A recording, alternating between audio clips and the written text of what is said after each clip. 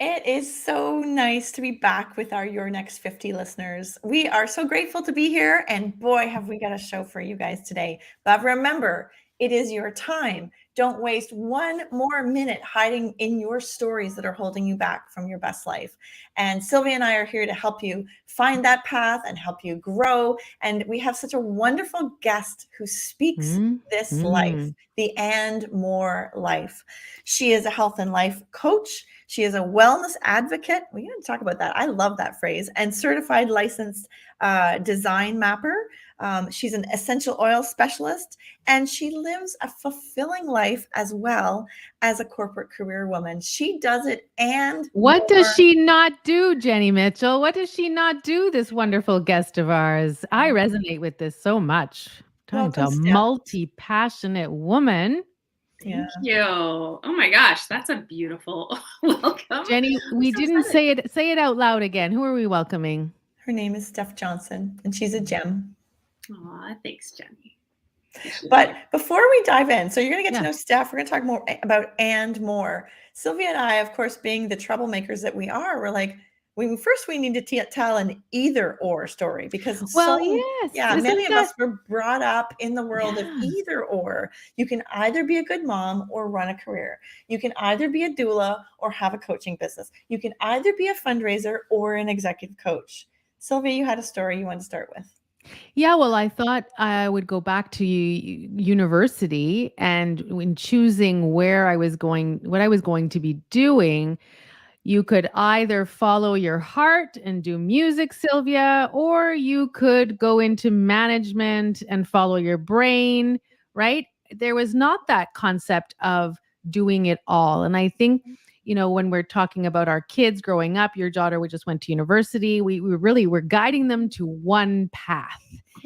But is that the path that's destined for everybody? And I think some of our, if a lot of us have children, a lot of my kids, some of them have one interest, but my little one has many interests, and they need to be parented different. I know this is not a parenting conversation, but when Steph, you came on and said the and more, what if it's not either or?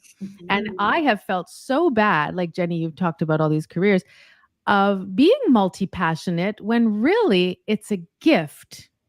And I can't wait to delve into this with Steph.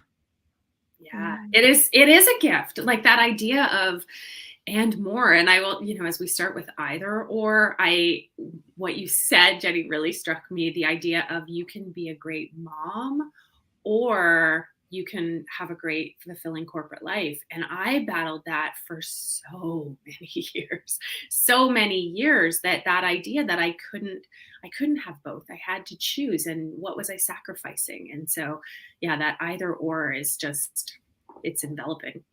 Yeah. How did you end up this way, Steph? Tell us more about your journey to the and more life. I feel like that's like, and your podcast, I should mention right away, Stepping to the Edge, which is all about many of these things. But how did you end up here?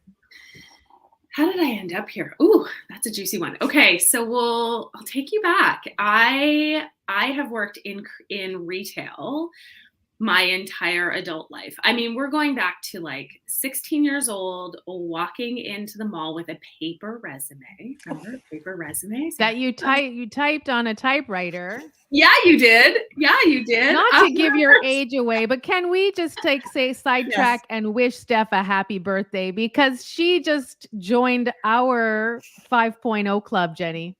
Happy birthday, Steph. Thank you. Yeah, I'm 7 days in at the time of this recording, and just loving it. I'm my 50s. I'm here for it. Can you imagine what your 16-year-old self would say about 50-year-old women? Just comment. But okay, back to the resume. Yes, that's a whole other conversation. Yes. I'm sure. So 16 years old, and I walked into the mall with a resume, and I got the job, and I never looked back. And I I was good at it. Like, I was good at retail. I loved what it brought. I loved the teamwork and the collaboration and the energy. I've always joked there is a certain type of person that can work in retail and love a Boxing Day and a Black Friday and that energy. Like, I worked all year for that and I loved it. And, I worked right through university and graduated from university and made the decision right after graduation that I wasn't going to go to law school and I wasn't going to become a lawyer. You can just hear my parents in the background, right? And so in that moment decided, and that's like an either or, right? It's like either I'm going to be a lawyer or I'm not. And really for me in that either or moment, it was, I really wanted to go to law school because I was intrigued by it. I didn't want to practice law. Yeah.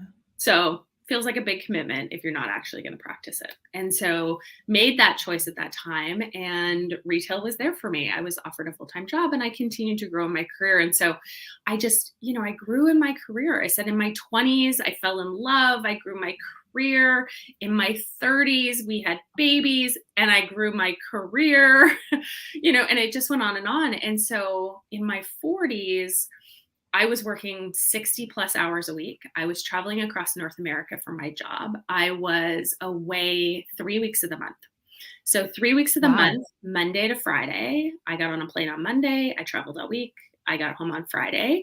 And then I would spend all weekend trying to cram in as much quality time as I possibly could with my family. Because again, that idea that having a really successful corporate career and being a good mom, you couldn't be both. And I was on a mission to really prove that I could do it both. The challenge was at that time, I was doing it at the expense of my health. Yeah. And so I was run down. I was exhausted. I was burnt out. And in 2018, I was diagnosed with cancer. And that moment for me was the light bulb. I will say, it took some time. A lot of people will share their story, their cancer journey, and they'll say, like, in that moment, I made a decision. It didn't happen that seamlessly for me. It actually took time. I actually went through a phase in my journey with cancer that I was working more, trying to prove that I could still do my job, be a great mom, do all these things, and have cancer. Like, it just wasn't going to define me. And so went through that.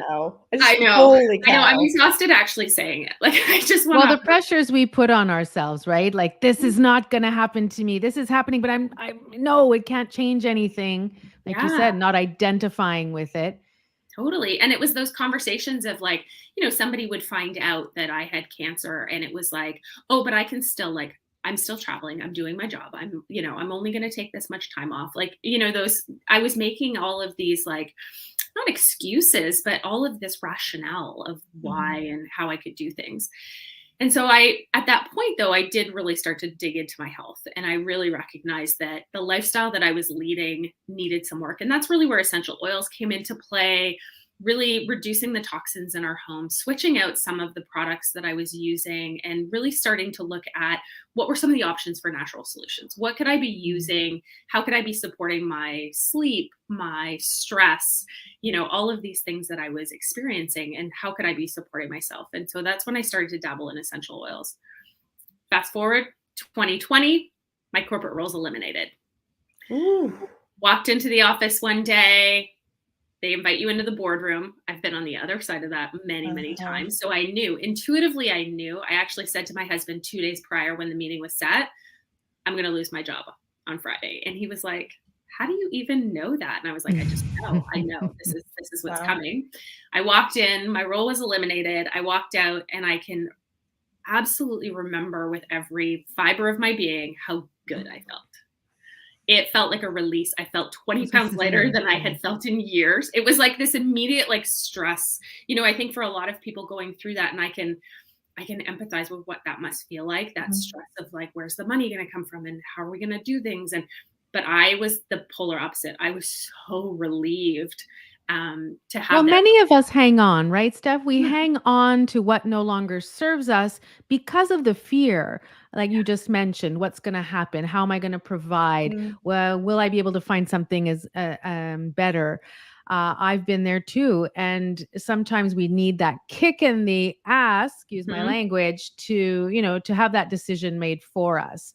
Absolutely. Because Absolutely. And I had definitely said, you needed to change, and you weren't making that decision for I wasn't yourself. making the decision and the universe made it for me. Yes. Yeah. Right? Like that's just what happened. And it's so interesting because I came home and I said to my husband, I'm going to take a couple of months off. Like I'm going to chill out. I recognized that I was burnt out. I didn't realize how far into burnout I was.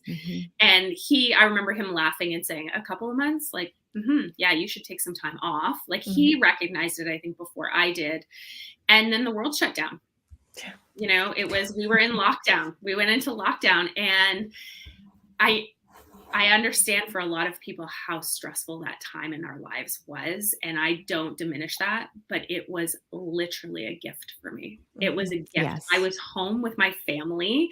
My boys I have teenagers. They were locked down with me, couldn't go anywhere. Right? Like if you're a mom with teenagers, you know, they're always going, my boys played sports and all of the things, we were always going in 10 different directions. And it just felt so good, like movie nights and game nights. And, you know, they may have a different impression for what that time was in our family, but I loved every minute of it and really seized the opportunity to start to dive into my health again. Like, what did I really need? And literally looking at like my physical health, my mental health. I started working with a coach.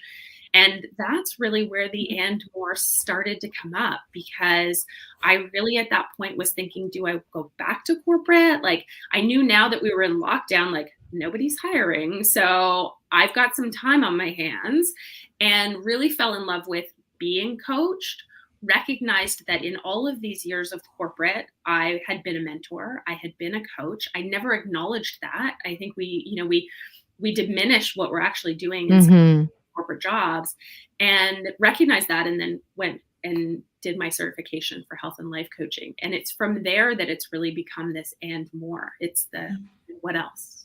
What else? Can I ask you a specific question? Because I've had so many women haven't explored holistic health or oils and all that stuff. I'm always curious, do you start with like, oh, my neck hurts, I'm going to address that? Or is it more like, can I live a better life? Or is there a way that I could sleep better? Like what's the impetus? Like if you were listening to this this recording and thinking, maybe this is for me, how did it start for you? Yeah. So for us, it actually started with sleep. And I think it's a different experience for everyone. But for us, it started with sleep. And so a little bit of context, I have two teenagers, as I mentioned. My oldest, when he came home from the hospital, slept 12 hours through the night. He was that baby. I thought that's how all babies were, right? I was young. I had a baby. So you had a second. Exactly. Little did you know, Steph. This is a piece of cake. We're going to have another one. Bless his heart. He didn't sleep for 7 years. He was an excellent napper, but never slept through the night. And it got to a tipping point. And I was in conversation with a friend of mine who is also a wellness advocate. And she had said to me, are you willing to try something? And I was like, I'll try anything. Like, what have you got? Like, what do I do? And she said, try this little sample of oil. And she gave me lavender essential oil. And I started using it. A week later, he was sleeping through the night. Wow. And I remember calling her and saying, what else have you got? Because now I know you've got a magic little toolkit, and I'm interested in everything in that magic little toolkit. And that's kind of what it started for me. I think for a lot of women out there, it's a very unique, very personal experience. So it can, to your point, Jenny, like somebody could have like a crick in their neck, and it's just as easy as like, oh, like pain relief. It can be stress. I mean, think about the stress that we all are managing and learning to cope with. It can be sleep. So it really, I always suggest like go in with a targeted approach, because when you come into something like natural solutions, essential oil specifically, it's so broad, and the oils are as unique as you are. So what works for me will not necessarily work for you. So there is a little bit of trial and experimentation that's involved. But if you're willing to go through that journey, you can find really beautiful supportive solutions. So I want to take another point here, because I hear the objections in my head, Steph, of the women in my life. You know, that won't work for me. It's too late. I can think of a million things. And my tipping point was, of course, tennis. And I was not injured, but I could see how if I kept doing what I was doing, I was going to get hurt. And Sylvia's been an advocate of exercise for years. And I was like, pshaw, or whatever, because that's the way we are. But my motivation was, I want to feel better in my body. And when I started the exercise, I couldn't believe how good I felt.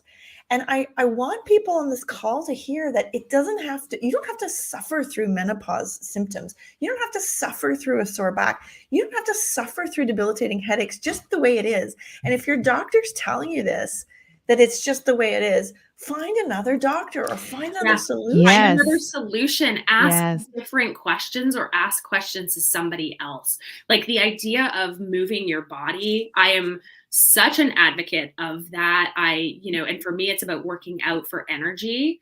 It is about, I want to feel strong in my It's body. strength. Yes, I like I that want to stuff. feel For me, it was strong. I want to strength, feel the good. impetus. And I've shared that story where my daughter looked at me and says, "Oh, mommy, you can't work out. Only daddies work out." And I was like, "What? Oh my gosh!" Yeah. Our children become, and that force Mm. behind it. We had a guest last week on the show, Meg Stickle, who is a trainer, and she was like, a lot of the impetus for people is looking at their parents, saying, "Oh Right. my gosh," as they're aging. And that was also a motivator for me, looking at my parents and saying, "Oh yes, I really need to work on this strength so I can," Absolutely. one of the things I was reading, why people work out is so that they can get up off the toilet seat when they're like 75, 80 years old. And I'm like, yeah, that works. That's good. I want to be able to do that, which is It's like so an funny. I episode heard of somebody. Grace and Frankie. If you watch Grace and Oh, Frankie, they so came good. out with a seat that moves up, to solve that problem. I love it. I heard somebody say over the weekend, I was at an event, and they described why they work out, nutritious foods, supplements, things like that, why they live this lifestyle. And they said because on their last day of life, they envision living their last day of life with for this individual, it was like, I want to go out fly fishing, and I want to I want to be with my grandkids, and I want to see them fishing, and I want to be able to get into the boat and do the thing and come home and have family with my dinner, and with my have dinner with my family and kiss my wife and lay down and go peacefully in my sleep. And I thought, yes, this is it. Like, this is what we're working towards, is that it's not even about lifespan, it's about health span, right? I don't want to live to 98 and be, not living a great quality of life to 98. I want to go out guns a-blazing. Like, I am sliding into home plate on my last day.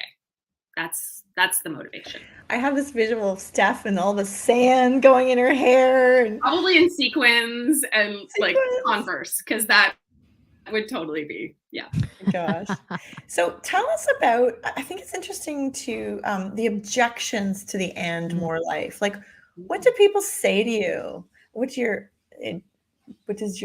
parents say to you? I mean, and that's kind of what's going through my head, is what my dad would say. Well, she just can't decide, or she can't make a living at all of them. I definitely can hear that objection. So what do they say, and how do you address it? Yeah, I think that one comes up big. Like, how are you going to make a living? How are you going to make money in all of these things? If you're not putting all of your focus on one thing, how are you going to be successful? It's that idea that if we are multi-passionate, we're sacrificing in some area. And that's not what I believe in. Like, that's just not, it doesn't have to be the case. Other objections that I hear is like, oh, well, that works for you, but it won't work for me. Right. People are very quick to say that, aren't they? Like, very. like, they don't even allow you to finish your sentence. Oh, no. Or either that's too woo-woo for me, or too alternative. Oh no, I tried that once. It didn't work. Totally. Yeah. I mean, it's so interesting. It's like our own limiting beliefs. Like, I even experienced it. Like, as I took a 2-year break from corporate, I started my coaching business. I really poured into my network marketing business. I was loving all of the things that I was doing. And then a corporate opportunity came up. And I remember in that moment, the job felt so good. It was like, oh yeah, this feels in alignment. This is good. This is what I want. This is going to be great. I can be great at it. And then I stopped myself, and the first thing that came up was, but wait, if I go and do that, people are going to think that I failed as a coach. People are going to think that I failed in my network marketing business. Nobody was thinking that. I was thinking that. That was my limiting belief that I needed to get rid of. So that's a big one too, I think, is like our limiting beliefs come up as those objections. So how did you get rid of it? I think it was really recognizing that like people aren't paying that close attention to me. Like, Well, no, they're really looking in the not. mirror. They're having their own limiting beliefs, right? About their own Totally. lives. No one really pays attention. Absolutely. And and it was the other thing of like recognizing that like in my podcast, like I speak in my podcast all the time about like taking action to live the life of your dreams. Well, the life of my dreams is to be a coach, to have a successful network marketing business, to still have a fulfilling corporate career and have an incredible family. I need to live it. I need to live it if that's what I'm going to coach about and if that's what I'm going to share. And I recognized that through this transformation that I've been on over the last few years, I have the capacity for more. And it was recognizing that. But it's also recognizing you have to put like boundaries in place. And, there's work that you need to do to get to that place. Yeah. So how you set me up perfectly. How do you build boundaries? That if you've listened to this podcast before, Jenny Mitchell has this visceral reaction to boundaries. How do you do it? Is it time-based? Is it energy? I don't even know where to start, Steph. Yeah. So I think time and energy, both of them. I am very aware now of the activities that create energy for me, that really boost my energy, that inspire me, and that's where I want to spend a lot of my time. I'm very aware of of activities that suck my energy. And so I minimize the amount of time that I need to spend there. And that can mean saying no to things. It can mean, looking at your calendar, and if somebody's invited you to an event or out to something, and you just think you have that immediate feeling, right? Mm-hmm. Like a lot of it is feeling based. I think we need to trust ourselves more, but it's like believing in the like, no, like that's just not going to generate the feeling that I'm desiring. So that's a no for me, but thank you. The other piece is time. It really is being really diligent around time. I love calendaring things out. I love being really diligent around like, okay, this is the commitment that I make to my corporate career. And I think coming back into corporate, having learned some of these, this has been a really beautiful experience to put that into play. And I'll share one really recent example. I was just on vacation. So I took a week away, staycation, and prior me 5 years ago, corporate would have had my laptop, my phone. We would have gone away to get away, but I still would have had all of those things. I would have checked email every day. I would have been on my phone. My kids can tell you from being little, they can remember me having my laptop at Disney. Like I had it. So this time around, I was like, I know better and I can do better. And I just recorded an episode for the podcast on this, but it's set a proxy. So identify who's the proxy, who's that person that you trust, that you're going to set them up for success, and they're the proxy while you're gone, right? Set up your out of office. This is like such a simple one, but it's setting up your out of office without your phone number. Yes. It's not be for urgent matters call, because your version of urgent and my version of urgent when I'm standing in line at Disney World are two very different things. And I don't want that phone call. So don't put your phone number in your out of office, right? Yeah. And then turn off the notifications. Yeah.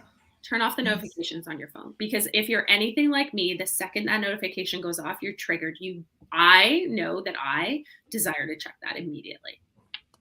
I don't think this always comes from the corporations. However, I think there's this internal wanting or feeling of importance, of justifying what I do. I am the best. I must be the best at what I do. I cannot give this file to anyone else but me. Right. That's a whole other show. I won't go there, but that's a big one. Right. And I want to just jump in as the coach in me, the executive coach in me asks you, what are you saying to your number two when you don't give them responsibility? Yes. Yeah. That's a really powerful question. Yeah. And I remember don't have anybody, I don't want your job. Yeah. Right. Like I'm trying to move to the next job and having my number two say to me, like, I don't want your job because I've seen what that looks like. If it looks like that, right? Yeah. And then if you don't have the right people in place, well, that's indicative. Get the right people in place. Yeah. Yeah. But that is an and more too, because we settle with the people we have because we're so glad to have a warm body and a heartbeat. And we don't, oh my gosh, we don't set the expectation of what we desire and what we deserve for our support in a corporate world. And sometimes there's some games and sometimes there's some unions and people get moved around, whether it's government or whatever. But I think the first step is saying, the I deserve and more. This is really at the root of this, you guys. This is a conversation about respecting yourself and your own needs and wants. Steph, you want this and more life. So who says you can't have it, my friend? Exactly. It's about identifying your worth. Yes. I'm worthy of having all that I desire. And if all that I desire includes all of these things that I'm multi-passionate about, that's okay. My version of my dream life doesn't need to look the same as anybody else's. And I'm okay with that. A lot of women I've talked to don't want to go there because they have to step into the worthiness piece, right? And do the work. Yeah. And Jenny and I have had many, many conversations about this, that we keep our agendas super, super, super, super busy so we don't have to delve into these and face the issue and what do I really want? And that's a whole, uncovering a lot of nastiness sometimes. I want to hear what you think. Yeah. Yeah, that's a really interesting one, because I think that vulnerability piece is a big one, right? And being vulnerable enough to do the work to say, okay, these are my limiting beliefs. This is where I haven't tapped into my self-worth, or I don't recognize my self-worth. And what is that all about? The other thing that came up for me as you were talking was the idea of support systems. And so for a lot of women that I speak to, it's like, well, my husband and my kids and my family, they won't support me in this, or they don't support me. They start something and they don't follow through on it because they feel like they don't have these support systems. And, my advice is like, the women are out there to support you.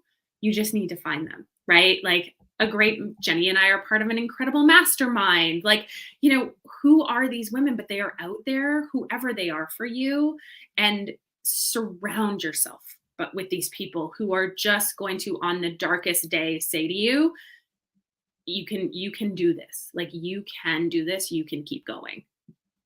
And similarly, distance yourself from the ones that, what did you say? Energy drains, right? So that might look like just less contact, not losing contact, but just keeping some more space. The older I get, the more important energy is to me. I can't really articulate exactly what energy is, but I know when I feel it, Steph, when I gain it, when it's a flow versus when it's going one directional. And something I've been working on myself to have the and more life is also to be able to receive help and support. How many times have I walked into the kitchen and looked at the dishwasher that needs to be emptied and thought, no, I'm not going to do that right now. Right? Not never, but to be able to walk by it, because when I open it and I empty it, it means somebody else doesn't do it for me. And so what's my role? That's something I've thought a lot about. What's my role in being frustrated that no one else empties the dishwasher? And we can just apply that to work in a million different ways, and it's the same story. Yeah, it's asking for the help. It's asking for the support. And I think in some aspects, it's being okay with walking by the dishwasher that needs to be emptying it and not doing it. Like, just not doing it. Like the other night, my son is home on his fall break from university, and we, through the pandemic, embraced the whole movie night thing. And that's really kept up for us. We love that, family movie night. So sweet. And so we were talking at dinner, it's always the great debate about what movie are you going to pick? Yes, we have that too. I wish somebody would just send me here's tonight's movie. But that's the biggest part of our conversation. And so they were busy picking that. And I'm like, okay, here's how this is going to roll. You two, pointing at my boys, are going to go get snacks. My husband's going to walk the dog. I'm going to clean the kitchen. We're all going to meet back here in 30 minutes and movie night will begin. But it was sort of that idea of I don't have to be the one in charge of snacks and cleaning the kitchen. We all have a part in this, and it's okay to ask. And I remember in that moment, I was doing the dishes or something and was like, I'm really proud of myself. I asked everybody to step up. Everybody did it. And now, we can all move into this activity. So yeah, it is. It's surround yourself with amazing people and then ask for what you need. It goes deeper, going back to the dishwasher. It's not just another dishwasher. Yeah. And it's not even just they're not doing the dishwasher. It is, I am not seen. Oh. I am not, nobody notices how busy or how frantic or how anxious I am to help me. And there's so many layers to the dishwasher. And I Why know can't they read my mind? Why don't they right? know what I need Why them don't to they do? know? Why wouldn't someone? I'm just not feeling heard or seen. And Yeah. it's so And much of that, right? the flip side of that, which I was a big one in, I got caught in this, was I need to do everything to prove that I can be a great mom and a Yes. great wife and have a great corporate career. Like I was like, my boys were like 13 and 17, and I was still making beds and tidying rooms every morning. Yeah. Wow, Because I yes. thought that, like, we have like these are the things that should happen, and which is a whole other conversation. But then I needed to be the one that did it so that they were cared for. There's something about this conversation. I hope this is prompting to our listeners. I mean, whether it's a dishwasher, a bed, whatever. I booked a limo for my daughter who's in the East Coast to come from her residence to the airplane. And I said to myself, this is the last time I do this. This is ridiculous for me in Ontario, right? So I said, okay, this is your grace. This is the number. I don't do this anymore. And it's like those moments of time where you realize, do I really need to be in this? But I want to go back to this being seen thing, because I think that's actually incredibly, incredibly painful. And if there's anybody listening to this that's feeling like that I am an appendage in my own house, I want you to know, first of all, I've been there. I want you to know that it really, really hurts. And I want you to know that there's hope. Because depression is about being stuck in the way we do things and thinking there are no other options. And that's what depression, the story depression tells us about ourselves. It doesn't have to be true. And I'm almost emotional here because it's so important for people to know that listening to this podcast. And I don't know about each one's story, but on me, on a personal level, I am on the other side. I fight every day to be on this side of it. And I'm really proud of myself for that. And I believe in each and every one of you listening that is available to you. I'm not going to say it's going to be easy, but I will tell you that it's worth it. Oh, that's so important. It's so important to share this story. And I mean, I can share that when I lost my corporate job, when my role was eliminated, I have an incredible husband, and he and my boys had created this life, Monday to Friday. Yeah. The life, Monday to Friday, right? They got up and got lunches and got to school, and they did extracurriculars, and I wasn't here. And I desperately wanted to be part of that now, but they had a routine. And I remember feeling that. I remember feeling like I'm an outsider in my own home. Like I would be making lunches. My husband would be like, what are you doing? Like we have a system. Like I've set this up. This works for us. And I was like, oh my goodness, and flip the narrative. How many husbands who work corporate jobs feel that when they come home and their wives and kids have like a system? And like I have many friends of mine who've been like, my husband, he just inserts himself and he wants to do the things, and I'm like, hey, that was me. I was the one trying to like insert myself because I thought I was being helpful, right? But at the end of the day, I felt like I was an outsider, and I had to figure out like how do I come back in? So you're right, Jenny, there is sunshine on the other side, but there's a lot of vulnerability and a lot of conversation. Well, it's uncomfortable too, right? When I'm listening to this, and like, I think we can go in phases of development, and we do need a breather. So it's not something that you think you always have to do, right? There are plateaus, and I feel I'm in this plateau right now where implementing. And you're right, we do get onto the other side, but there's always just something else. Like the next thing pops up, and like, oh, I'm going to work on this now. Okay, here we go. And it's not the dishwasher, it's the fridge. There, whatever. Driving everyone to practices, and that feeling of needing. It can be so many things to different things to everybody. But we certainly covered the and part. There's a lot of and to the end. Oh, Steph, this has been such a great conversation. Thank you so much for coming and sharing. Now, your podcast, I was just going to say your social media handles. Where can Tell us people about reach them. you? Tell us, where can they Yeah, reach you? so Instagram is my favorite place to hang out. I love a good reel. So if you love a reel, come on over. I joke with my kids all the time that I'm going to be TikTok famous, which, with teenagers, that's a horrifying thought that your mother's going to be TikTok famous. Yes. I'll keep you Yes. posted. But you can find me on all my social media handles at Stepping to the Edge. But I love it. My kids will say, Mom, not a podcast.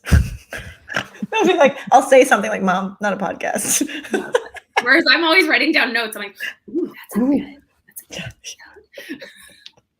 I'm always surprised, Sylvia, when we have these guests on. I feel like I know you pretty well, Steph, before the podcast. Yeah. I'm always so surprised and so delighted of how much more there are to people. And I love this platform for sharing our stories. And there are so many stories to be had. You are so much less alone than you think. Like, It's so true. I mean, looking at Steph's social media and her podcast, like it's what we talk about, Jenny. So, we're not the only ones going through this, which is very, it's nice to know. It is soothing. It's soothing. And I'm not the coming one with together two as a heads. collective, right? And that I'm not the only one having this issue. Yeah. So important. Coming back to the support system. Absolutely. Makes me think about how underappreciated community is, right? It takes a village. So important. So much. Yeah. I'm pausing because I don't want to leave the podcast, but I guess we have to leave. Okay, so listen, thanks everybody for tuning in today. Steph, thank you for your beautiful gift and your wisdom and inviting everybody to live an and more life. I can think of so many people in my life that this is going to resonate with, and really just letting go of the judgment. Like, do whatever works for you. That's really your message. Sylvia, it's always fun to hang out with you, my longtime friend. And oh my God, I'm getting nostalgic. What's with this today? Thanks. This is not the end of the podcast, people. We have more episodes. I know, It might I'm just sound like Jenny is closing off. Oh but my God. I love this. Okay, goodbye, everybody. Have a great week. See you next time on the podcast. And in the meantime, don't hide behind those stories and find out what your and more life looks like. Ciao. Bye, everyone. Bye.